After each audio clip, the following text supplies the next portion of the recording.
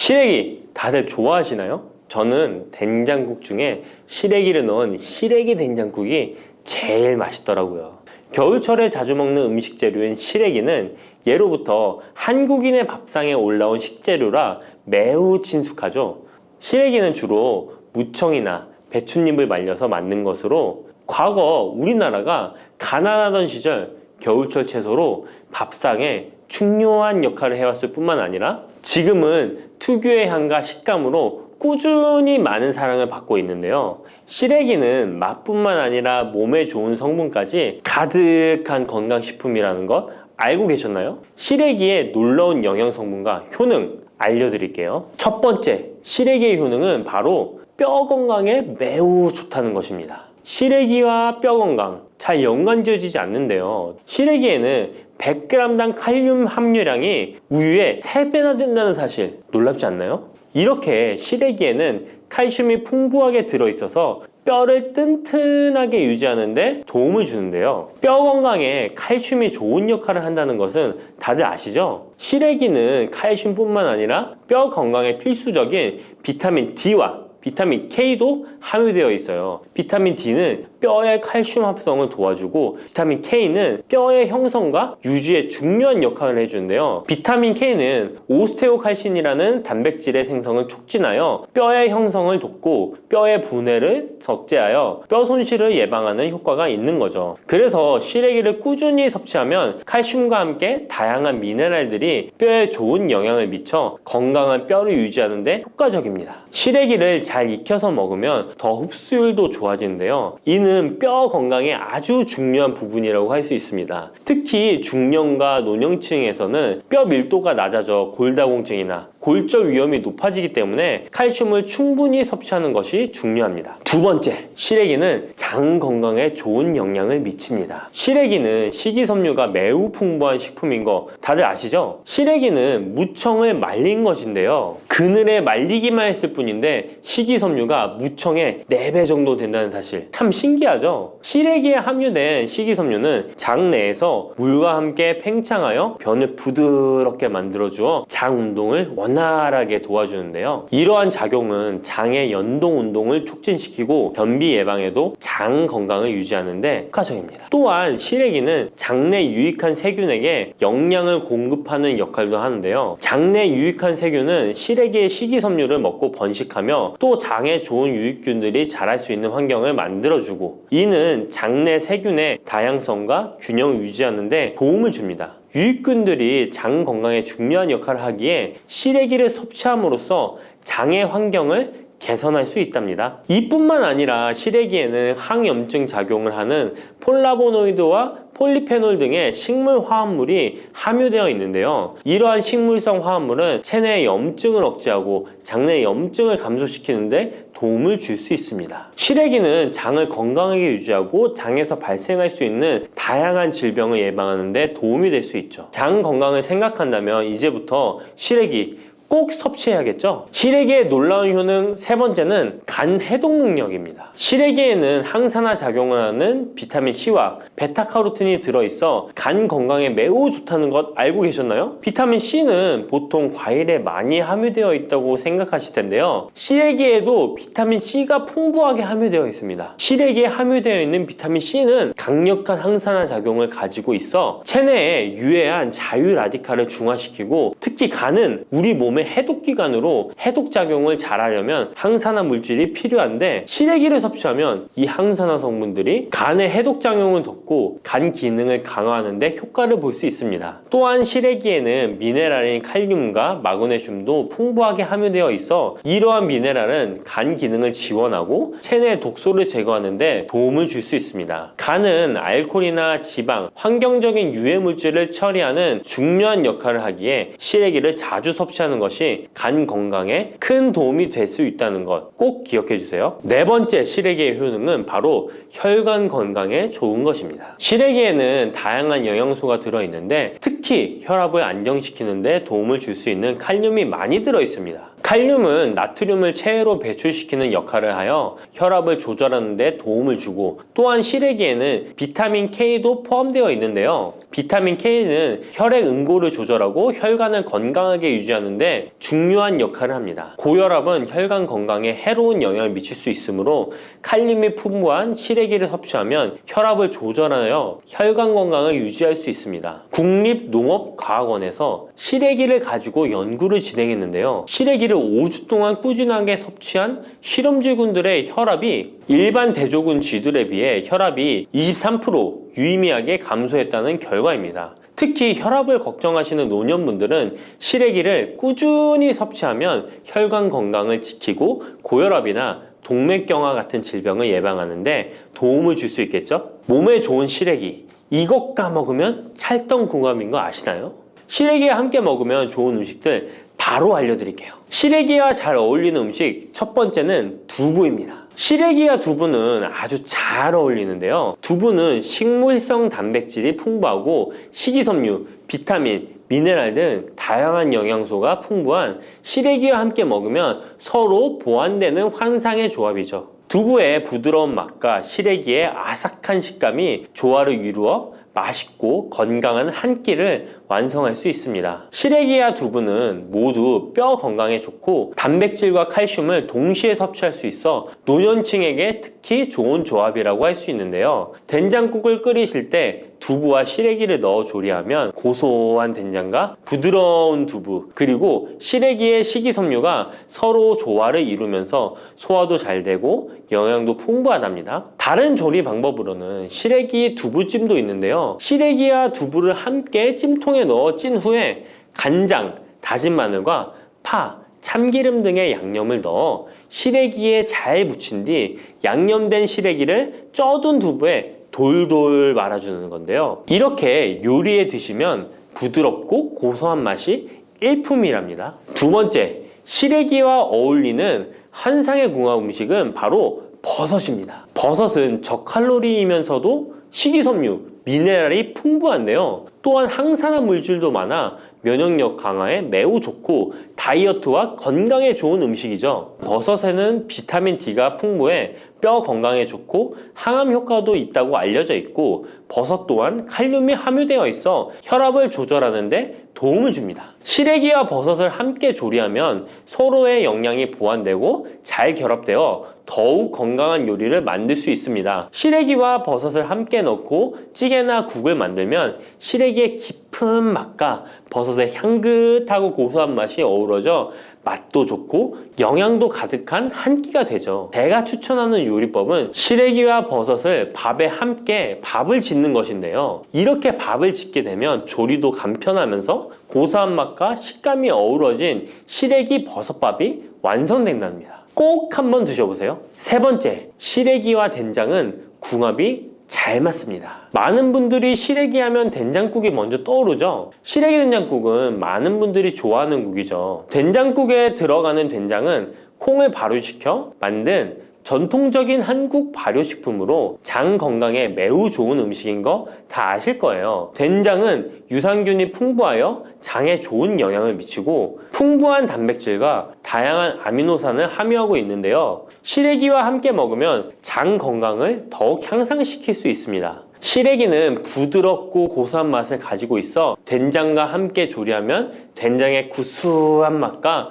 시래기의 고소한 맛이 조화롭게 어우러지고, 또 된장의 짭짤한 맛이 시래기의 은은한 맛을 잘 살려주어 된장찌개나 국에 시래기를 넣으면 깊고 풍부한 맛을 낼 수 있어요. 두 음식의 조합이 장 건강을 지켜줄 뿐만 아니라 맛있고 건강한 식사를 즐길 수 있게 해준답니다. 이렇게 몸에 좋은 시래기도 어떤 분들에게는 독이 될 수 있다는 것 아시나요? 몸에 유익한 영양 정보도 중요하지만 섭취 시 유의할 점도 꼭 아셔야죠. 시래기 섭취 시 주의해야 할 분들 바로 알려드릴게요. 시래기 드실 때 이런 분들 꼭 주의해야 합니다.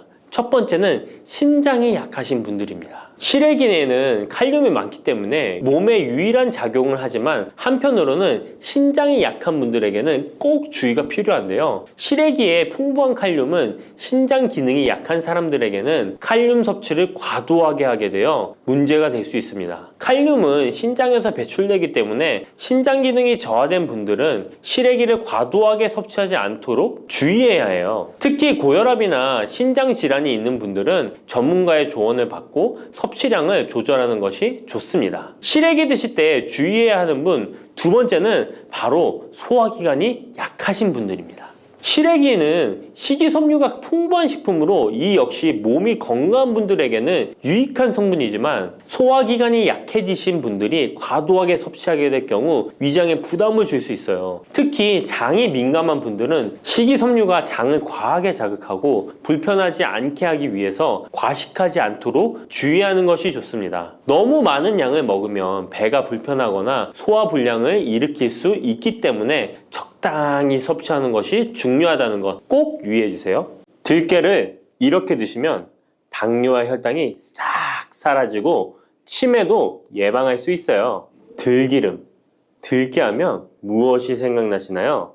들기름에 북어와 미역국을 구수하게 볶아 시원한 북어 미역국을 끓여 먹어도 정말 맛있죠? 건강에도 좋다는 이 들기름과 들깨 잘못 먹으면 암에 걸리고 혈관 건강에도 악영향을 줘서 치매도 유발할 수 있다는 사실 알고 계셨나요? 들깨의 효능과 어떻게 먹을 때 건강을 해쳐 암에 걸리고 치매를 유발하는지, 그리고 어떻게 먹는 것이 건강하게 먹는 방법인지, 어떻게 보관하는 것이 가장 좋은 방법인지 들깨에 대한 모든 것 알려드릴게요. 나이가 들면서 산책하기도 힘들고 관절이 쑤시고 무릎 통증 때문에 힘드시지 않으신가요? 들깨의 첫 번째 효능은 바로 관절염에 좋다는 것입니다. 무릎이나 관절 통증 때문에 병원에서 진통제를 처방받으시잖아요. 이때 처방받는 진통소염제의 역할은 몸속에 프로스타글란딘이라는 물질의 생성을 억제해서 통증을 막아주는 건데요. 들깨 속에는 식물성 오메가3 지방산인 알파리놀렌산이 함유되어 있는데 이는 체내에서 염증을 일으키는 프로스타글란딘의 생성을 억제하는 데 아주 좋은 효능을 발휘합니다. 우리가 오메가3를 먹는 이유 중에 하나도 혈관 건강이나 피를 맑게 해준다 등의 역할도 있지만 몸속에 미세 염증을 잡아주는 역할도 있어 드시는 분들이 정말 많은데요. 들깨가 바로 이런 염증 유발물질을 억제해줘서 진통 역할을 한다는 것이에요. 그리고 들깨의 두 번째 효능은 바로 뼈 건강에 도움을 준다는 것입니다. 들깨는 관절염과 무릎 통증을 완화시켜주는 성분이 들어있을 뿐만 아니라 바로 뼈 건강에도 도움을 주는 식품인데요. 바로 칼슘 함량이 높기 때문입니다. 들깨의 100g에는 390mg 정도 되는 칼슘이 함유되어 있어 뼈 건강에 아주 도움을 줄 수 있는 좋은 식품이기도 합니다. 그래서 뼈 건강에 아주 도움을 줄 수 있는 좋은 식품이기도 합니다. 그래서 들깨를 꾸준히 섭취하면 골다공증 예방에도 참 좋은데요. 골다공증은 중년 이후 노화가 진행될 때 영양 불균형이 생기면서 많이 발병하게 되는데요. 여성의 경우 폐경 이후에 골밀도가 많이 감소해서 골다공증이 발생하는 경우가 많습니다. 노인의 골반 골절은 65세 이상은 30%가 1년 내에 사망하고 80세 이상은 50%가 2개월 내에 사망할 수 있으므로 노인의 뼈에 대한 관리는 매우 중요한데요. 골다공증의 관리는 뼈 건강을 유지하고 골절 위험을 줄이기 위해 중요합니다. 뼈 건강을 위해 들깨 꾸준히 섭취하는 게 좋겠죠? 나이가 들면서 깜빡깜빡하는 일이 잦아지고 기억력이 떨어져 고민되시는 분이 많으시죠? 이제 걱정하지 마세요. 세 번째 들깨 효능은 바로 뇌 건강, 뇌신경을 튼튼하게 해주고 기억력을 높여주며 치매를 예방하는 데 도움을 준다는 것입니다. 이렇게 좋은 효능이 있는 이유는 들깨에 바로 아까 잠깐 말씀드린 오메가3가 풍부하게 함유되어 있기 때문입니다. 오메가3는 등푸른 생선에 많이 함유되어 있다고 알고 계시잖아요. 이것은 동물성 오메가3고요. 식물성 오메가3인 알파리놀렌산이 들깨에 많이 함유되어 있는데요. 들깨에 함유된 지방산 중에서 60%가 바로 알파리놀렌산입니다. 이 알파리놀렌산은 뇌신경 보호에 탁월한 효과가 있는데요. 어떻게 뇌신경을 보호하느냐? 뇌신경에 염증을 일으켜 망가뜨리는 사이토카인이라는 물질이 있는데요. 이런 사이토카인 물질의 분비를 감소시키고요. 또 알츠하이머 치매 환자의 뇌에 많이 발견되는 비정상적인 단백질인 베타 아밀로이드도 바로 이 알파리놀렌산이 감소시키기 때문입니다. 참치에 많이 함유되어 있다는 DHA 들어보셨죠? DHA가 바로 대표적인 뇌기능 강화 물질인데요. 이 DHA가 기억을 높이는 데 도움을 주고 학습 능력 또한 좋게 하는데요. 이 DH는 체내에 합성되지 않아 식품으로 섭취를 해야 합니다. 들깨에 함유된 알파리놀렌산이 흡수될 때 바로 이 DHA로 전환이 됩니다. 어린이 전용 오메가3 같은 경우도 성인보다는 EPA보다 DHA 함유량이 높은 영양제도 많죠? 들깨가 뇌신경, 뇌 건강에 좋은 이유가 바로 이겁니다. 네 번째 들깨의 효능은 심장을 건강하게 하고 뇌혈관의 노화를 막아주는데 도움을 준다는 것입니다. 알파리놀렌산이 체내에 흡수될 때 DHA로 변환된다고 했잖아요. 그뿐 아니라 바로 EPA로도 변환이 되는데요.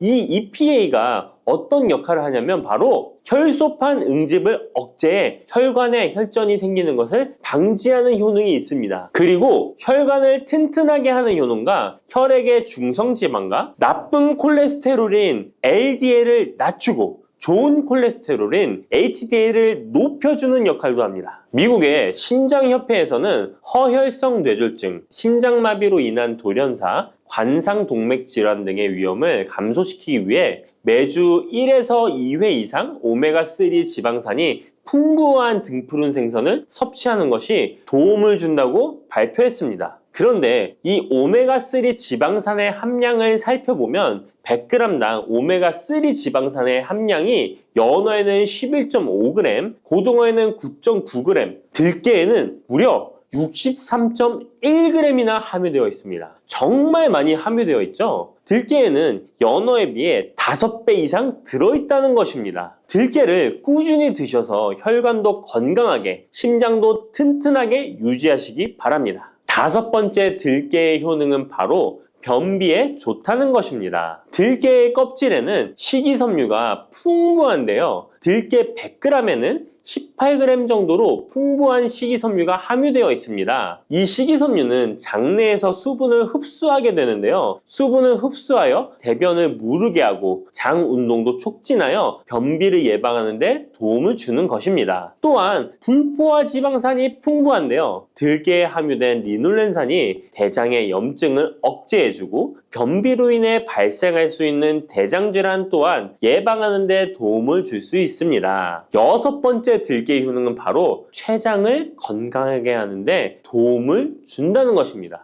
들깨에 풍부하게 함유된 루테올린이라는 성분이 있는데요. 이 성분이 몸 안에서 인슐린에 대한 반응도를 높이는 기능을 합니다. 이게 무슨 말이냐면 췌장에서 인슐린을 조금만 분비하게 돼도 몸 안에서 이 인슐린이 작용을 잘해서 혈당이 급격히 올라가는 것을 막아주고 이렇게 되면 췌장에서 인슐린 분비를 줄일 수 있겠죠. 이렇게 췌장의 부담을 많이 덜어줄 수 있다는 것입니다. 루테올린을 통한 인슐린 반응도가 높아지면 당뇨도 예방할 수 있고 혈당 조절에도 많은 도움을 받을 수 있는 것입니다. 일곱 번째 들깨의 효능은 알레르기성 질환을 예방하는데 도움을 주는 것입니다. 들깨에 오메가3 지방산이 많이 함유되어 있다고 했잖아요. 이 오메가3 지방산이 염증을 억제하고 면역력을 강화시키는 효과가 있어서 알레르기 증상을 예방하고 완화시키는데 도움을 줄 수 있는 것입니다. 그리고 또 비타민 E가 풍부하게 함유되어 있는데요. 비타민 E는 항산화 작용에 뛰어나고 알레르기 반응을 일으키는 물질인 히스타민의 분비를 억제하는 효과가 있습니다. 알레르기에 처방받는 항히스타민제와 비슷한 기전이라고도 어찌 보면 볼 수 있겠죠. 여덟 번째 들깨의 효능은 빈혈에 좋다는 것입니다. 들깨 100g에는 철분이 약 14mg 정도로 함유되어 있는데요. 이는 시금치의 약 2배에 해당됩니다. 시금치보다도 철분 함량이 높아 빈혈에 도움을 줄 수 있는 것이고, 그뿐만 아니라 들깨에 함유된 비타민 B1, 2는 조혈작용을 도와주는데요. 조혈작용이란 혈액 속의 혈구를 만들어내는 과정을 말합니다. 빈혈이 있는 분들이 들깨를 꾸준히 드신다면 빈혈을 개선하는데 많은 도움을 받을 수 있는 것이죠. 자, 그런데 이렇게 좋은 들깨도 가장 취약한 단점이 있습니다. 그것은 바로 열에 약하고 쉽게 산패된다는 것입니다. 일반적으로 통들깨보다는 들기름으로 많이들 섭취하게 되시는데요. 이 들기름을 짤 때의 방법이 중요합니다. 보통은 200도 이상으로 들깨를 달달 볶아서 기름을 짜게 되는데요. 이때 몸에 좋은 오메가3 지방산이 대부분 파괴가 됩니다. 그래서 들기름을 드실 때는 저온에서 압착한 기름을 사용하시는 것이 좋습니다. 저온에서 압착한 기름은 제가 하단 링크에 있으니까 잘 구경해 보세요. 저온 압착유 또는 생들기름이라고도 하는데요. 이 기름을 요리에 사용할 때에도 열에 오랫동안 가열하지 마시고 요리가 끝나갈 무렵에 들기름을 넣어주시거나 먹기 직전에 드레싱을 하여 드시는 것이 좋습니다. 들기름은 또한 산패가 쉽게 되는데요. 들기름이 산패되면 벤조피렌이 생성되게 되는데 이게 1급 발암물질입니다. 산패된 들기름을 지속적으로 드시게 되면 발암물질을 계속 먹게 되는 것이죠. 그래서 들기름의 사용기한을 지켜주시는 것이 좋은데요. 보통은 2달 이내로 드시는 것이 좋고, 개봉을 하셨다면 1달 이내에 소비하시는 것을 권장드립니다. 보관 방법도 정말 중요한데요. 신문지나 검은 비닐 등으로 감싸서 빛을 차단하고 밀봉한 상태에서 반드시 냉장 보관하시기 바랍니다. 만약 실온에 두신다면 들기름의 산패는 급속히 진행되기 때문입니다. 그런데 이 들기름을 오래 보관할 수 있는 방법도 있는데요. 그것은 참기름과 섞어서 보관하시는 것입니다. 참기름에는 비타민 E와 세사몰이라는 성분이 있는데요. 이 성분이 산패를 막아주는 데 도움을 줍니다. 이 세사몰이라는 성분은 참기름을 고온에 볶거나 기름을 짜는 과정에서 생성되는 물질인데요. 이 때문에 다른 기름에 비해 참기름이 산패가 느리고 지속성이 좋은 것이죠. 그래서 들기름과 참기름을 7:3 또는 8:2 정도로 섞어서 보관하시면 조금 더 오래 보관하실 수 있습니다. 그런데 들깨를 기름으로 드시게 되면 들깨 껍질을 섭취할 수 없는데요. 들깨 껍질에 몸에 좋은 식이섬유와 대표적인 항산화 물질인 폴리페놀 성분들을 다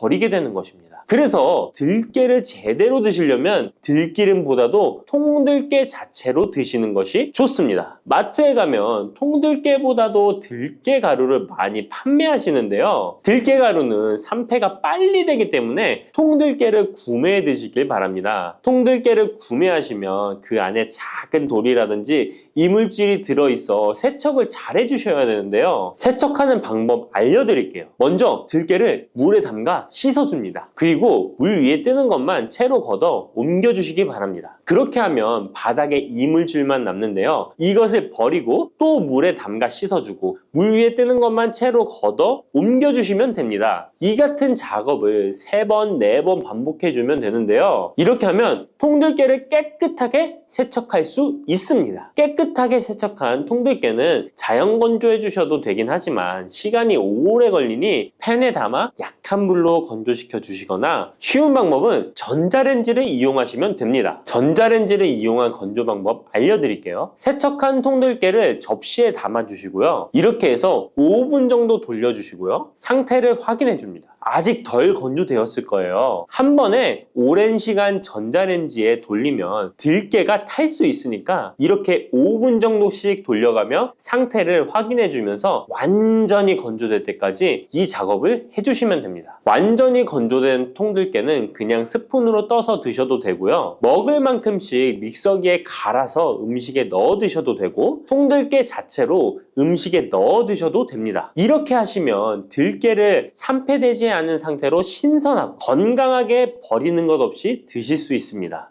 바다의 불로초, 해조류의 왕이라는 별명을 갖고 있는 김, 이런 몸에 좋은 김도 잘못 먹으면 암에 걸리고 치매에 걸릴 수 있다는 사실 알고 계신가요?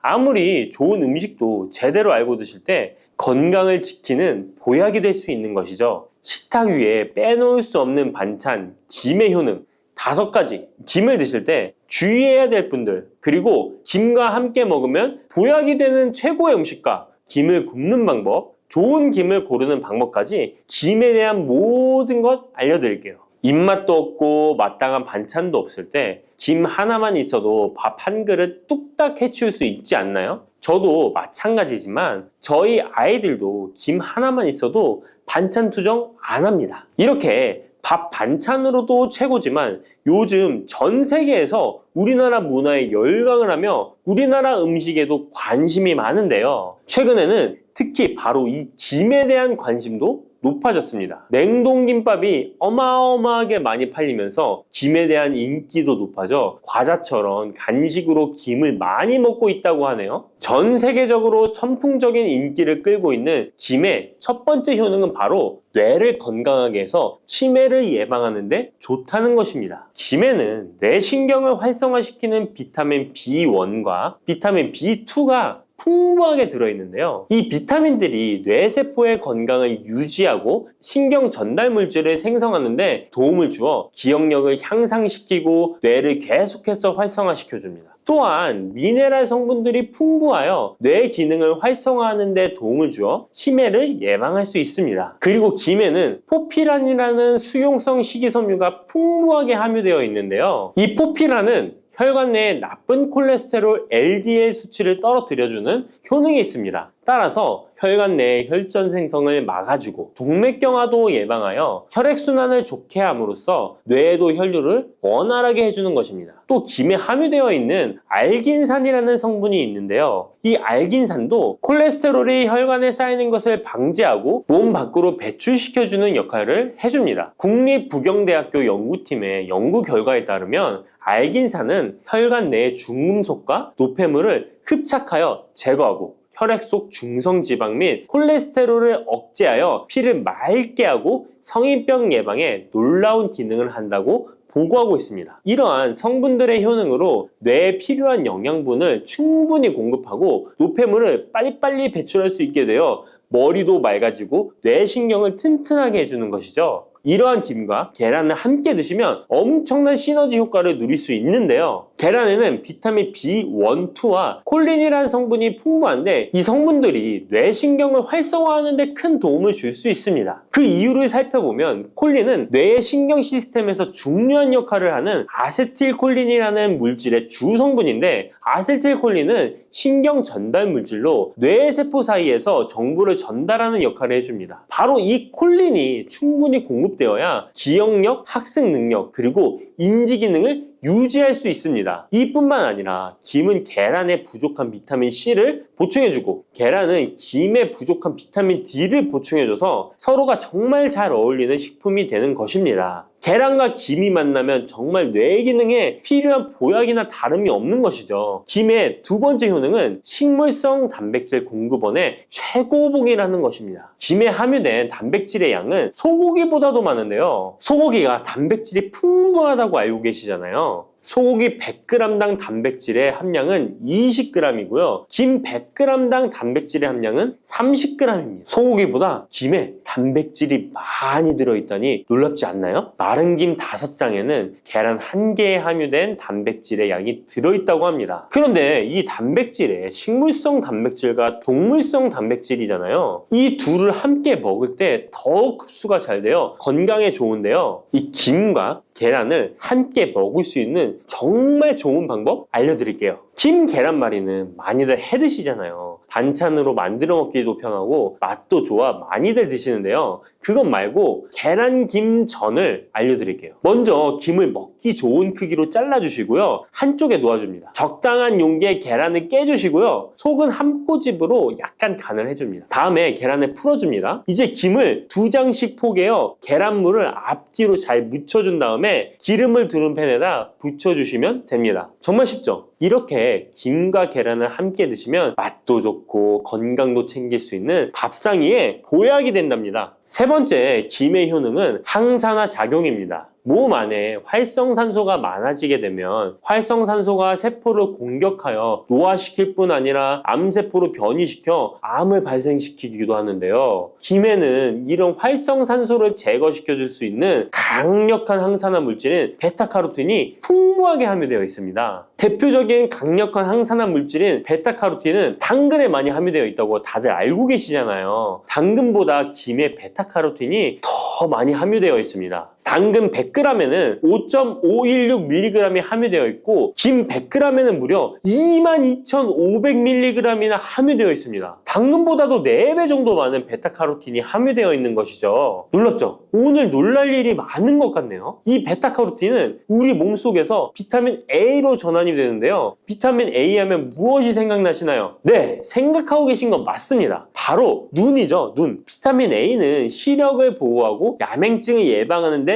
도움이 되는 것입니다. 또한 김에 단백질이 많이 함유되어 있다고 했잖아요. 이 단백질이 비타민 A와 만나면 로놉신이라는 성분이 생성되는데요. 이 로놉신이 시력을 보호하고 야맹증을 예방하는 역할을 하는 것입니다. 당근이 눈 건강에 좋다고 많이들 드시는데 당근보다도 김에 더 많이 함유되어 있다는 사실 꼭 기억하시기 바랍니다. 네 번째 김의 효능은 골다공증 예방에 도움을 준다는 것입니다. 김에는 칼륨이 풍부하게 함유되어 있는데요. 칼슘 하면 떠오르는 식품이 있죠. 바로 우유인데요. 우유 100g에는 칼슘이 110mg 함유되어 있고 김 100g에는 칼슘이 490mg이나 함유되어 있습니다. 김에는 우유보다 무려 4배 많은 칼슘이 함유되어 있는 것이죠. 나이가 들면서 특히 여성분들이 골다공증 발병률이 높아 힘든 경우가 많으신데요. 저희 어머니도 골밀도가 낮아져 병원에서 처방을 받아 약을 드시더라고요. 주변에도 중년의 나이를 넘어서고 계신 분들 중에 골다공증으로 약을 드시는 분들이 많으신데요. 우리나라 사람들의 부족한 영양소가 바로 칼슘이라서 이런 현상이 나타나는 것입니다. 칼슘이 부족하면 뼈가 약해지고 점점 골밀도가 낮아져서 골다공증이 발병하게 되는 것인데요. 김에 함유된 칼슘은 특히 우리 몸에 흡수가 잘 되어 정말 좋습니다. 우유보다 4배 많은 칼슘을 가지고 있는 김을 평소에 충분히 드신다면 골다공증 예방에도 도움을 받을 수 있습니다. 김을 드실 때에도 먹는 방법을 알고 드시는 게 좋겠죠. 김의 영양소를 잘 흡수할 수 있도록 먹는 방법이 있는데요. 김을 구울 때 어떻게 하시나요? 보통 기름을 김에 바르고 불에 구워 드시잖아요. 그렇게 하시면 안 되고요. 마른 김을 아무것도 바르지 않은 달궈진 팬에 앞뒤로 5초씩 살짝 구운 다음에 들기름을 발라 드시면 됩니다. 이 김에 열을 가하게 되면 김에 함유된 영양소들의 체내 흡수율이 높아지게 됩니다. 이 들기름을 굽기 전에 바르지 않고 구운 후에 바르는 이유는 들기름이 열에 약해서 들기름을 바른 채로 굽게 되면 들기름이 산패되어 오히려 건강을 해칠 수 있기 때문입니다. 열을 가하지 않은 들기름을 바르면 들기름의 불포화 지방산이 또 혈관을 깨끗하게 해줘서 더욱 건강한 식사를 하실 수 있습니다. 이 5번째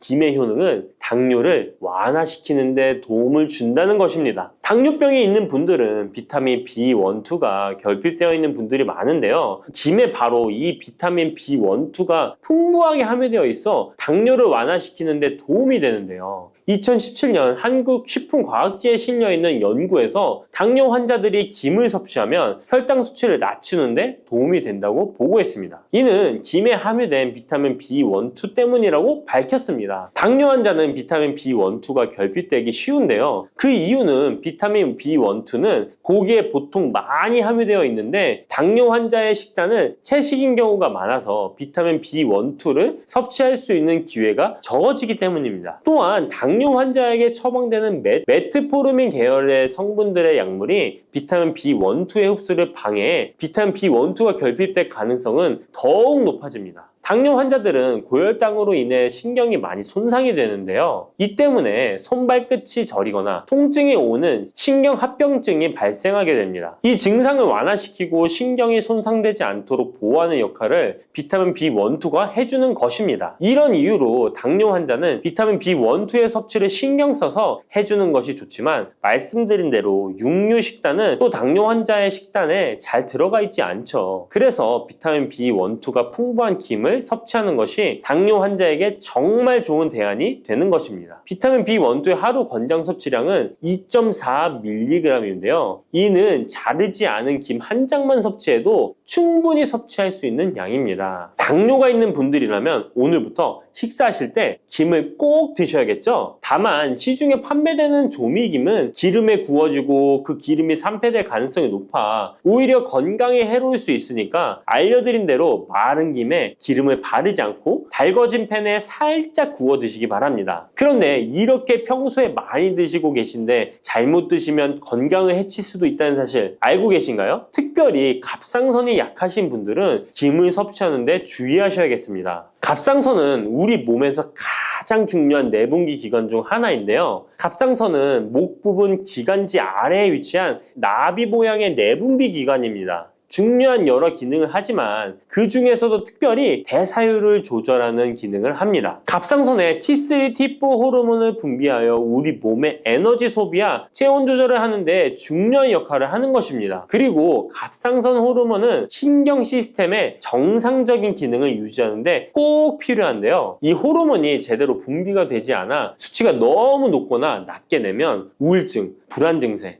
기억력 감퇴 등의 문제가 발생할 수도 있습니다. 이 갑상선 호르몬 중에 요오드가 있는데요. 김에 이 요오드가 풍부하게 함유되어 있습니다. 요오드가 부족하면 체중이 늘어나고 탈모가 생길 수 있으며 만성 피로에 힘들어질 수도 있습니다. 세계보건기구에서는 요오드가 부족하면 뇌세포가 손상되고 치매가 발생할 수도 있다고 보고하고 있습니다. 이렇게 중요한 요오드, 김에 풍부하니 먹어야 되는 거 아닌가? 생각하실 수 있잖아요. 맞는 말씀이지만 예외가 있습니다. 갑상선이 약하신 분들은 김 섭취에 주의해야 된다고 했잖아요. 갑상선 저하증이나 항진증이 있는 분들이 김을 많이 드시면 오히려 건강을 해칠 수 있습니다. 건강하신 분들은 김을 많이 드셔도 호르몬 조절이 되어 문제가 없지만 갑상선에 문제가 있어 호르몬 조절이 잘 안 되는 분들은 이 요오드의 수치가 높아지게 되면 체내의 활성산소가 증가하게 되어 염증을 일으키고 갑상선염을 유발하며 심해지면 갑상선 암으로 발전시킬 수도 있습니다. 우리 한국인의 식단에는 이미 요오드의 함량이 높기 때문에 김을 조금만 드셔도 요오드의 수치가 금방 높아질 수 있습니다. 따라서 갑상선에 문제가 있는 분들은 김을 드실 때 주의하셔야 하는 것입니다. 그렇다고 요오드가 풍부한 해조류와 같은 음식을 아예 드시지 말라고 말씀드리는 게 아니라 과량 섭취만 주의하시고 적정량은 드셔도 괜찮습니다. 그렇다면 갑상선에 문제가 있는 분들이 김을 드실 때 해결 방법이 없을까요? 있습니다. 그것은 바로 마늘과 함께 드시는 겁니다. 대표적인 강력한 항암식품이 마늘이잖아요. 마늘에는 셀레늄이라는 성분이 풍부합니다. 이 셀레늄은 다량의 요오드로 인해 발생되는 활성산소로부터 갑상선을 보호하는 역할을 하게 되는 것입니다. 그래서 건강기능식품 기능성 원료로서 유해산소로부터 세포를 보호하는 작용을 한다는 효능을 가지고 있다고 우리나라 식약처에서도 인정을 해주고 있죠. 그리고 갑상선 호르몬의 생성을 도와 갑상선에 문제가 있는 분들이 드시면 호르몬 문제를 해결하는데 도움이 되는 것입니다. 또한 김에 함유된 알긴산이라는 성분이 콜레스테롤이 혈관에 쌓이는 것을 방지하고 몸 밖으로 배출시켜주는 역할을 한다고 알려드렸는데 바로 이 마늘과 함께 드시면 이 효능이 배가 돼서 혈관에 혈전이 생기는 것을 막아주어 혈관 건강에 최고의 보약이 되는 것입니다. 이렇게 좋은 김 아무거나 드시지 마시고요. 좋은 김 고르는 방법도 알려드릴게요. 좋은 김은 검붉은색을 띠며 살짝 반짝이는 윤기가 있고 냄새 없이 담백한 맛이 나는 것입니다. 그리고 구웠을 때 녹색빛이 선명하게 나타나며 물에 불렸을 때는 잘 녹고 김을 담궜던 물이 맑을수록 좋은 김이라고 할 수 있습니다. 이 김은 저희 하단 링크에 있으니까 링크 한번 보시고 김을 사시기 바랍니다.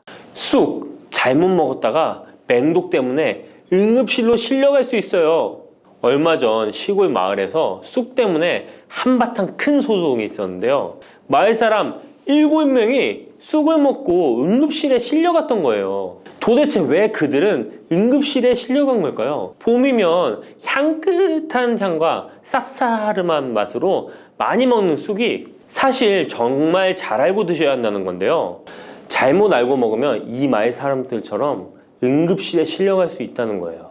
그럼 지금부터 쑥 드실 때 주의할 점, 그리고 쑥을 드시면 안 되는 분들, 쑥과 함께 드시면 안 되는 음식, 쑥의 효능, 쑥과 함께 드시면 보약이 되는 음식에는 어떤 것이 있는지 쑥 건강하게 먹는 방법까지 알려드릴게요. 우리나라에 자라는 쑥의 종류가 40종이 넘고 쑥과 비슷하게 생긴 독초도 있어 채취 시 주의해야 합니다. 먼저 오초라는 독초가 있는데 쑥과 비슷하여 해마다 오초를 섭취하고 병원에 실려오는 환자들이 있습니다. 이 오초는 조선시대에는 사약을 만들 때 사용할 정도로 맹독을 가지고 있습니다. 많이 자랐을 때는 쑥과 어느 정도 구분이 되지만 어린 잎인 새수는 쑥과 너무 비슷해서 이런 사고가 자주 발생하게 됩니다. 그리고 쑥은 아무 데서나 채취해서 드시면 안 되는데요. 그 이유는 바로 중금속 때문입니다. 도심이나 하천, 도로변에서 채취한 쑥에서는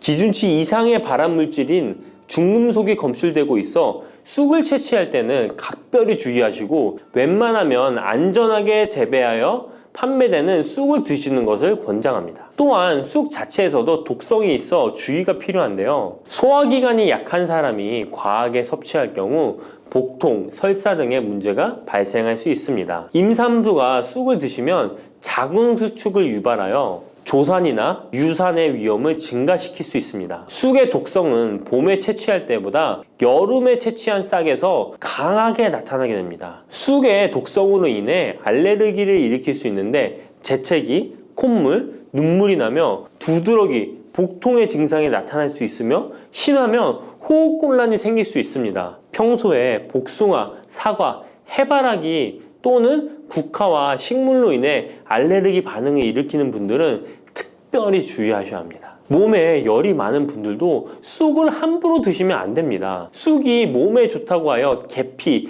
대추 또는 각종 야채를 넣어 차를 끓여 드시기도 하고 물 대신 드시거나 쑥즙을 내어 드시는 분들이 계신데요. 평소 몸에 열이 많은 분들은 절대 이렇게 드시면 안 됩니다. 한의학에서 생쑥은 따뜻하고 익힌 쑥은 뜨겁고 매운 성질을 가지고 있는 식물이라고 합니다. 몸에 열이 많은 분들이 쑥을 저렇게 드시면 몸에 지나치게 많은 열이 발생해 특히 가슴과 머리 쪽으로 올라가게 되는데 이 열로 인해 혈압이 올라가고 심장병의 원인이 될 수도 있습니다. 이런 쑥을 드실 때는 함께 먹는 음식도 중요한데요. 절대로 함께 드시면 안 되는 음식은 우유입니다. 요즘 쑥을 이용해 케이크도 만들고 음료로 쑥 라떼 같은 것도 인기가 높은데요. 쑥의 효능들이 우유와 함께 먹으면 전부 사라지게 되는데요. 우유의 카제인 단백질이 쑥에 있는 폴리페놀과 결합하여 몸에 흡수되지 않고 배출되도록 만들기 때문입니다. 따라서 아무리 좋은 쑥도 우유와 함께 드시면 전혀 소용이 없다니 정말 아쉽죠.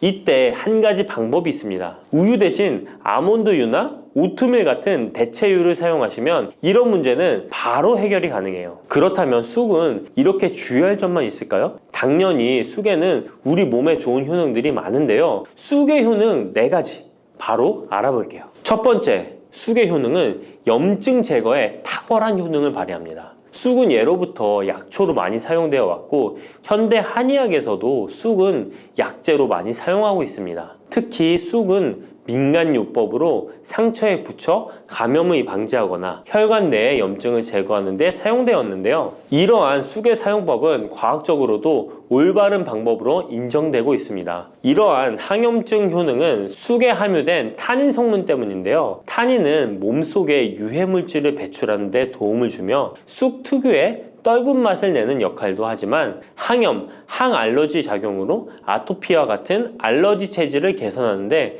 도움을 주기도 합니다. 그리고 혈액 정화 작용을 해주는 클로로필 성분이 풍부하여 혈관 내에 나쁜 콜레스테롤을 흡착하여 배출해주어 혈액순환을 원활하게 해줍니다. 이뿐 아니라 클로로필은 혈액 내에 해로운 병균을 제거해주는 백혈구의 수를 늘려 염증을 억제하는 데 탁월한 효능을 발휘해줍니다. 두 번째 쑥의 효능은 당뇨 개선에 탁월합니다. 쑥에는 이눌린이라는 수용성 식이섬유가 풍부한데요. 이 성분은 장에서 포도당의 흡수를 느리게 만들어 식후의 혈당이 급격히 오르는 것을 예방해줍니다. 건강한 성인을 대상으로 한 최근의 한 연구에서는 이들이 쑥 추출물을 먹고 난 후에 식후 혈당이 눈에 띄게 낮아진 결과를 확인할 수 있었습니다. 그리고 클로로겐산이라는 성분이 많아 간에서는 포도당의 합성을 억제하고 근육에서는 포도당의 이용을 촉진해서 혈당 조절에 큰 역할을 해준답니다. 실제 연구에서도 클로로겐산은 공복 혈당과 당화혈색소가 크게 낮아지고 인슐린 감수성이 높아진 사실도 밝혀졌습니다. 그런데 이 두 가지 성분보다도 훨씬 더 중요한 것이 있는데요. 그것은 바로 시네올입니다. 시네올이 혈당 조절에 결정적인 역할을 하는데요. 췌장의 베타세포를 자극하여 인슐린 분비를 촉진시키며 말초 조직에서는 인슐린 감수성을 높이는 역할을 합니다. 시네올 말고도 쑥에는 이눌린, 클로로겐산, 폴리페놀 등 여러 생리활성 물질들이 복합적으로 작용해서 당뇨를 개선하는 효과를 나타내는 것이랍니다. 세 번째 쑥의 효능은 몸을 따뜻하게 해주는 역할입니다. 당뇨 개선에도 도움을 주는 시네올은 특유의 향을 내며 몸을 따뜻하게 해주는 효과가 있습니다. 시네올은 혈액순환을 촉진하고 면역력을 강화하는 데 도움을 주는데요. 특히 손발이 찬 수족냉증을 개선하는 데 효과적이며 신진대사를 원활하게 해주어 생리통, 생리불순 등의 여성 질환을 완화시키는 데에 큰 역할을 해줍니다. 쑥의 따뜻한 성질이 혈액순환을 촉진시키고 자궁의 기능을 강화해주기 때문이랍니다. 네 번째 쑥의 효능은 장을 건강하게 하여 변비를 예방하고 소화불량을 해결하는 데 도움을 주는 것입니다. 쑥에는 시금치보다 무려 3배나 많은 식이섬유를 가지고 있어 장 운동을 촉진하고 변비 및 숙변 제거에 탁월합니다. 또한 시네올은 위장 점막의 염증을 완화하고 위장 내 유해균을 제거하여 소화장애를 예방하는 데 도움을 줍니다. 그리고 쑥에 함유된 비타민 A는 장내의 점막을 보호하여 장 건강을 유지하는 데 도움을 주며 항산화 작용에 뛰어난 비타민 C는 장내 유해균을 제거해 주어 장내 환경을 건강하게 해줍니다. 평소 소화가 잘 되지 않는 분은 쑥을 섭취하셔서 답답하고 더부룩한 증상을 해결하면 정말 좋겠죠? 근데 쑥을 드실 때 쑥만 드시는 게 아니잖아요. 다른 음식들과 같이 드시는데 쑥도 궁합이 맞는 음식이 따로 있다는 거 아시나요? 이렇게 몸에 좋은 쑥도 함께 드시면 보약이 되는 찰떡궁합 음식이 있습니다. 쑥과 함께 드시면 보약이 되는 첫 번째 음식은 쌀입니다. 쑥하면 생각나는 음식이 쑥떡 아닌가요? 어릴 적 쑥개떡을 맛있게 먹었던 기억이 있는데요. 쑥떡은 우리나라 사람들에게 사랑받는 음식입니다. 많은 분들이 나이가 들며 당뇨도 많이 생기고 혈당이 오르는 것을 염려하여 쌀밥을 줄이시는 경우가 많이 있는데요. 쌀은 우리 식단에서 빼놓을 수 없죠. 쌀은 70% 이상이 녹말로 구성되어 있어 우리 몸에 필요한 에너지를 제공하는 핵심 원료입니다. 이 녹말은 우리 몸에 거의 완벽하게 흡수되는데요. 쌀에는 6% 이상의 단백질도 함유되어 있어 근육에 필요한 활력과 에너지를 보충해주는 역할도 합니다. 하지만 쌀에는 지방, 식이섬유, 미네랄, 비타민이 다소 부족하다는 단점이 있는데 쑥과 함께 드시면 이런 문제는 바로 해결됩니다. 쑥은 칼슘이 풍부하여 뼈를 튼튼하게 할 뿐만 아니라 많은 비타민을 갖고 있어 쌀의 부족함을 채워줍니다. 두 번째, 쑥과 함께 드시면 보약이 되는 음식은 브로콜리입니다. 쑥과 브로콜리를 함께 드시면 염증과 항암에 놀라운 효능을 갖게 되는데요. 브로콜리는 건강에 좋은 채소라는 사실은 이미 잘 알고 계실 거예요. 그런데 쑥과 함께 드시면 그 효과는 폭발적으로 향상되는데요. 우선 철분의 흡수율이 2배 이상 높아집니다. 특히 철분이 부족한 산모뿐만 아니라 모든 연령대의 여성들에게 좋은 식품이 됩니다. 그리고 서로의 무기질과 비타민의 구성이 좋아 염증 해소에 정말 대단한 시너지 효과를 발휘하게 되는데요. 혈액이 산성화되어 염증이 생기는 것을 원천 차단해주고 세균에 대한 저항력도 길러주어 최고의 항암식품이 된답니다. 쑥과 브로콜리의 식이섬유가 함께 작용하면 놀라운 효능을 발휘합니다. 쑥에는 아테미신산이라는 식이섬유가 풍부한데 이 성분이 간에서 중성지방의 제사를 원활하게 하는데 도움을 줍니다. 이렇게 되면 지방간도 해결되며 몸에 지방이 저장되는 것을 막아주어 다이어트와 붓기 제거, 특히 뱃살 제거에 탁월합니다. 세 번째, 쑥과 함께 드시면 보약이 되는 음식은 계란입니다. 쑥과 함께 계란을 드시면 나이가 들면 많이 생기는 신경통과 손발 저림 증상을 해결할 수 있습니다. 특별히 여성들에게 도움이 많이 되는데요. 쑥의 따뜻한 성질로 인해 혈액순환이 잘 되고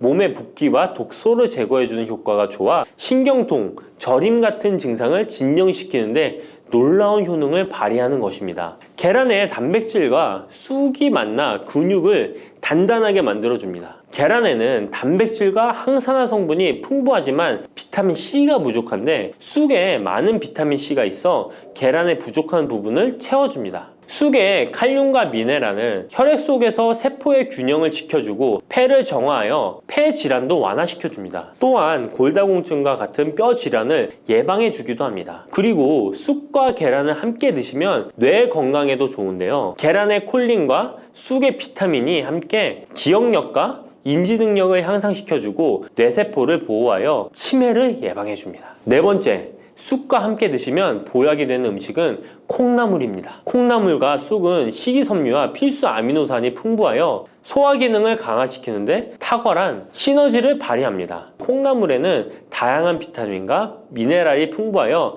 자연적인 비타민 보충제 역할을 합니다. 콩나물에는 지방이 적지만 이를 쑥과 함께 섭취함으로써 체내의 염증을 줄이고 면역력 강화에 필요한 비타민 C와 비타민 E를 보충할 수 있습니다. 쑥과 콩나물을 함께 드시면 피부 건강에도 매우 유익합니다. 콩나물이 함유된 실리카와 쑥의 비타민이 함께 작용하여 피부 탄력과 보습을 개선할 뿐만 아니라 노화를 예방하니 정말 좋은 궁합인데요. 쑥과 함께 먹으면 좋은 음식은 이렇게 많은데요. 그렇다면 쑥은 어떻게 먹어야 건강하고 맛있게 먹을 수 있을까요? 쑥떡 같은 음식은 이미 잘 알고 계시죠? 쑥을 잘 세척하여 말린 다음에 가루로 만들어 두시면 여러 요리에 사용하기 편리하고 오랫동안 보관하기에도 좋아요. 요거트에 쑥가루를 섞어 드시면 혈당 관리와 더불어 장 건강에도 도움이 됩니다. 밥 지을 때 잡곡과 함께 쑥을 넣어도 좋고 쑥 부침개, 쑥 전병 등을 만들어 드셔도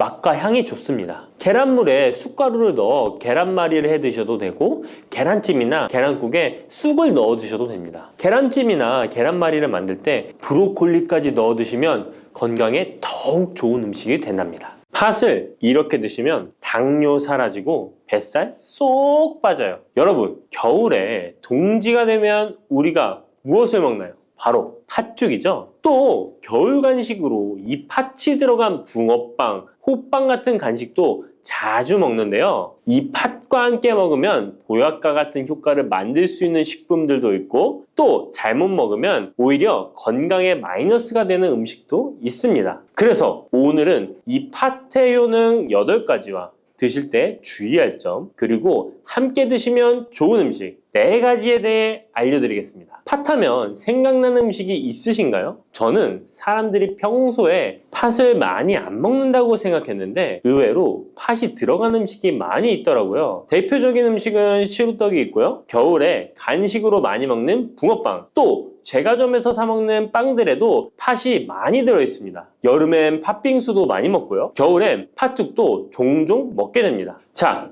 이런 팥 요리를 집에서 해 먹는 경우도 많은데 팥을 집에서 직접 삶을 때 혹시 소다를 넣고 삶는 분들 많으시지 않나요? 팥을 삶을 때 소다를 넣게 되면 팥의 색상이 더욱 선명해지고 팥을 더욱 부드럽게 해주어 팥을 삶는데 걸리는 시간을 단축시켜주기 때문인데요. 하지만 앞으로는 절대 소다를 사용하시지 마시기 바랍니다. 그 이유는 소다를 넣고 팥을 삶게 되면 팥의 영양소가 파괴돼서 팥에 좋은 성분을 먹을 수 없게 되기 때문인데요. 자, 그래서 어떻게 팥 요리를 하는 게 좋은지 알려드릴게요. 팥을 삶을 때 먼저 흐르는 물에 깨끗이 세척해서 이물질을 제거 주시고요. 물에 담가 약 4시간 정도 불려주십니다. 그렇게 불린 팥을 물에 넣어 삶아주면 붉은색의 팥 삶은 물이 생기잖아요. 바로 이 팥을 삶은 물이 건강에 정말 좋다는 사실 알고 계셨나요? 그 이유는 팥에 들어있는 사포닌이라는 성분 때문입니다. 간혹 팥 삶은 첫물에는 팥에 독소가 있어서 버려야 한다는 분들이 계신데요. 이는 잘못된 정보입니다. 왜냐하면 팥 삶은 천물에 사포닌 성분이 가장 많이 들어있기 때문에 이걸 버리지 마시고 따로 담가 두었다가 하루에 한두 잔씩 차로 드시면 좋습니다. 자, 그럼 이제 팥의 구체적인 효능에 대해 말씀드릴 건데, 첫 번째는 혈관 건강에 많은 도움이 된다는 것입니다. 앞에 말씀드린 팥물은 혈관 청소부라는 별명이 있을 정도로 혈관을 깨끗하게 해주는 효능이 있습니다. 그 이유는 팥에 함유된 강력한 항산화 성분인 안토시아닌이 혈관 내 활성산소를 제거해줘서 혈관 세포 손상을 예방해주기 때문입니다. 또한 안토시아닌은 혈관 내의 염증을 줄여줘서 염증성 질환에도 좋은 효과가 있고요. 나쁜 콜레스테롤 수치를 줄여주는 효과가 있어서 고지혈증을 예방하며 심장 질환의 위험도 줄이는데 큰 도움을 줄 수 있습니다. 이뿐 아니라 조선시대 기록에 보면 이 팥물로 세안을 했다는 기록이 있는데요. 팥물로 세안을 하면 피부의 노폐물을 제거하는 데 좋고 피부를 맑고 건강하게 해준다고 합니다. 비누가 없던 시절에 피부 건강을 위해 사용했던 선조들의 지혜가 정말 놀랍지 않나요? 당뇨병의 개선에 도움을 준다는 것입니다. 2014년에 발표된 한 연구에서 팥을 섭취하는 것이 2형 당뇨병 환자의 혈당 수치와 인슐린 저항성을 개선하는데 도움이 되는 것으로 보고가 됐습니다. 이 연구에서는 4주 동안 매일 팥을 섭취한 결과 당뇨 환자들의 공복 혈당 수치가 무려 평균 19.5% 감소하였고 인슐린 저항성 또한 줄어든 것으로 나타나서 당뇨가 있거나 당뇨 예방이 필요하신 분들은 꼭 팥을 꾸준히 드셔보시기 권해드립니다. 세 번째 팥의 효능은 몸의 부종을 제거하고 다이어트에 도움을 주는 것입니다. TV에서 연예인들이 이 팥으로 다이어트를 해서 효과를 봤다고 했던 적도 있었고요. 한의학 책 중에 본초 강목에 보면 팥을 오랫동안 먹으면 여위고 마르기 때문에 살찐 사람이 먹는 것이 좋다라는 내용이 나옵니다. 그래서 한의원에서 다이어트 처방을 할 때도 팥을 쓰는 경우가 많이 있는데요. 그 이유는 바로 팥에 들어있는 칼륨 때문입니다. 팥에는 쌀의 10배 이상, 바나나에 약 4배 이상의 칼륨이 들어있는데요. 이 칼륨이 몸 안에 나트륨 배출을 도와서 당뇨 환자들의 신장 부담을 줄여주고 혈압 상승을 억제해주는 효능이 있고요. 또한 이뇨작용이 있어서 이를 통해 부종을 줄여줄 수가 있습니다. 그래서 우리가 보통 물살이라고 부르는 잘 부으면서 살이 찌는 분들은 다이어트에 이 팥을 이용하시면 효과를 볼 수가 있습니다. 그래서 그에 대한 연구 결과도 있었는데요. 실험주에 팥 추출물을 먹였더니 근육 손실 없이 체지방 함량이 30% 이상 줄었고 몸무게도 37%나 감소했다고 합니다. 사람과 똑같을 수는 없지만 분명히 팥이 체중 감량에 도움이 된다는 결과라고 볼 수가 있습니다. 네 번째, 팥의 효능은 변비를 개선하는 데 도움을 주는 겁니다. 팥에는 사포닌뿐 아니라 많은 식이섬유가 들어있기 때문인데요. 사과에 비해서 약 10배나 많은 식이섬유가 들어있습니다. 그래서 팥을 섭취하게 되면 이 식이섬유가 장 운동을 활발히 하고 대변을 부드럽게 만들어 배변을 원활하게 해줄 수 있고요. 또한 이 식이섬유는 장에 있는 유익균들에게 풍부한 먹이를 제공해주기 때문에 장내 유익균의 증식에도 직접적으로 효과를 줍니다. 이를 통해서 장의 전반적인 환경을 좋게 바꿔줄 수가 있고 이것은 몸의 면역력 향상과도 연결되어 있기 때문에 우리가 프로바이오틱스를 복용할 때도 팥을 함께 드셔보면 그 효과가 커지는 것을 느끼실 수가 있을 겁니다. 다섯 번째 팥의 효능은 탈모 예방에 도움을 준다는 것입니다. 나이가 들면서 머리숱이 점점 없어져 고민하시는 분들 정말 많은데요. 팥과 함께 천연 탈모약이라 불리는 수수를 함께 드신다면 탈모 예방에 큰 도움을 받을 수 있습니다. 그 이유는 바로 팥과 수수에 들어있는 비오틴이라는 성분 때문인데요. 이 비오틴은 모발의 모공에서 자라는 단계부터 필요하고 손상된 머릿결이 재생되는 데까지 관여하는 정말 중요한 성분입니다. 건강한 머릿결을 만드는데 꼭 필요한 성분이라고 할 수 있습니다. 비오틴이 몸속에서 부족한 현상이 나타나면 머리카락이 얇아지면서 많이 빠지게 되고 또한 두피가 건조해지고 가려움증이 생기면서 탈모를 가속화할 수 있습니다. 그런데 팥에는 이 비오틴뿐 아니라 모발 성장에 도움이 되는 아미노산이 풍부하고 수수에는 미네랄 성분이 풍부하여 머리카락을 건강하게 유지하는 데 직접적으로 도움을 주게 되고요. 또한 팥과 수수에 함유된 항산화 물질들이 머릿결을 상하게 하는 자유 라디칼 성분을 중화해 주어 머리카락 건강에 큰 도움을 주는 것입니다. 여섯 번째 팥의 효능은 우리나라 사람에 꼭 필요한 탄수화물 소화를 돕는다는 것입니다. 이는 팥에 함유되어 있는 비타민 B의 역할 때문인데요. 비타민 B는 탄수화물, 단백질, 지방을 에너지로 변환하여 우리 몸을 충전해주는 역할을 합니다. 또한 신경 전달 물질인 뉴로트랜스미터의 합성에 관여해 뇌신경을 건강하게 하는 데에도 도움을 줍니다. 팥을 잘 섭취하면 뇌를 건강하게 해주어 치매 예방에도 도움이 되는 것입니다. 자, 앞에서 팥과 함께 먹으면 좋은 음식이 수수가 나왔는데요. 하나 더 말씀드릴게요. 바로 호박입니다. 호박은 기본적으로 여러 영양성분이 풍부하지만 호박에는 비타민 B가 없어서 호박과 팥을 함께 드시면 서로의 부족한 부분을 채워줄 수가 있고요. 또한 호박에도 소화 기능을 개선해주는 기능이 있어서 팥과 함께 드시면 시너지 효과가 있고요. 그리고 팥처럼 호박에도 이뇨작용이 있는데요. 팥과 호박의 이뇨작용은 과정이 약간 다릅니다. 팥은 몸속의 부종, 노폐물과 독소를 빨아들여서 배출하는 이뇨작용을 하는 것이고요. 호박은 신장에서 만들어지는 호르몬의 분비를 억제하여 이뇨작용을 촉진하게 되는데 이렇게 되면 신장에 과다하게 축적되는 수분을 배출하는 역할을 해줄 수가 있어서 더 도움이 될 수 있습니다. 일곱 번째 팥의 효능은 빈혈을 개선하는 데 도움을 주는 것입니다. 보통 우리 몸에 철분이 부족해지면 빈혈 증상이 나타나죠. 빈혈로 인해 어지러움, 두통, 체력 저하 등의 증상이 나타나게 되는데 팥에는 앞에서 얘기한 단백질, 식이섬유, 칼륨, 비타민, 비오틴뿐만 아니라 바로 칼슘과 철분 또한 풍부합니다. 팥에 함유된 철분의 함량이 우유의 약 100배나 된다는 사실 알고 계셨나요? 그래서 팥을 드시면 철분 부족으로 인한 빈혈을 개선하는데 도움이 되기 때문에 빈혈이 있으신 분들은 꼭 기억하시면 좋겠습니다. 여덟 번째 팥의 효능은 스트레스를 줄여주는데 도움을 준다는 것입니다. 팥에 함유된 비타민 B가 신경계를 안정화시켜주는 효과가 있어서 스트레스로 오는 증상들을 줄여줄 수가 있고요. 또 팥에는 마그네슘의 함량도 높은데요. 마그네슘 또한 신체의 스트레스 반응을 조절하는 데 중요한 역할을 합니다. 팥 속에 들어있는 마그네슘을 통해서 스트레스로부터 몸이 회복되는 데 도움을 받을 수가 있습니다. 그리고 팥에는 복합 탄수화물도 풍부한데요. 복합 탄수화물은 천천히 소화되어 급격한 혈당 상승을 방지하고 일정한 에너지 공급을 유지하는 데 도움이 됩니다. 이는 스트레스 상황에서도 안정적인 에너지 공급을 유지할 수 있게 해줘서 스트레스를 관리하는 데 도움이 될 수 있습니다. 이렇게 좋은 팥도 드실 때 주의사항이 있는데요. 과하게 많이 드시면 이뇨작용 때문에 몸에 무리를 줄 수 있는데요. 이를 방지할 수 있는 방법이 있습니다. 바로 찹쌀과 함께 드시는 겁니다. 팥죽을 끓일 때 찹쌀을 넣어 함께 죽을 만드는 경우도 있고 쫄깃쫄깃한 찹쌀로 경단, 새알을 만들어 넣어 먹는 경우도 있죠. 선조들의 지혜가 정말 놀라운데요. 이렇게 찹쌀과 팥을 함께 드시면 팥 때문에 몸 안에 수분이 과하게 빠져나가는 것을 찹쌀이 막아줘서 문제가 생기지 않게 해주는 것입니다. 그리고 다른 주의사항은 팥의 찬 성질인데요. 그래서 장이 좋지 않은 분들이 팥물을 많이 드시게 되면 소화불량, 복부팽만, 복부 통증을 일으킬 수 있으니까 주의하셔서 조금씩 드셔보시는 게 좋고요. 만약에 이런 점이 불편한 경우에는 생강과 함께 드시면